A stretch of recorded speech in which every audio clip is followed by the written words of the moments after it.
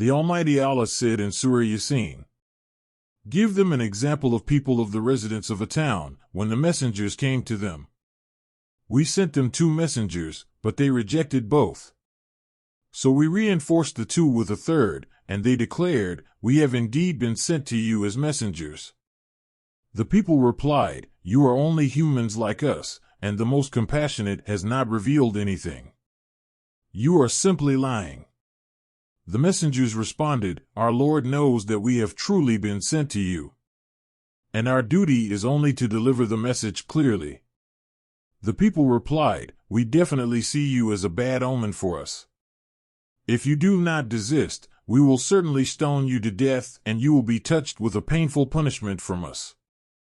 The messengers said, 'Your bad omen lies within yourselves. Are you saying this because you are reminded of the truth? In fact, you are a transgressing people.' Then from the farthest end of the city a man came, rushing. He advised, 'O my people, follow the messengers. Follow those who ask no reward of you, and are rightly guided. And why should I not worship the one who has originated me, and to whom you will be returned? How could I take besides him other gods whose intercession would not be of any benefit to me, nor could they save me if the most compassionate intended to harm me? Indeed, I would then be clearly astray. I do believe in your Lord, so listen to me.'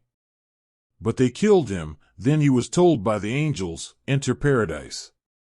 He said, 'If only my people knew of how Almighty Allah has forgiven me, and made me one of the honorable. We did not send any soldiers from the heavens against his people after his death, nor did we need to. All it took was one mighty blast, and they were extinguished at once.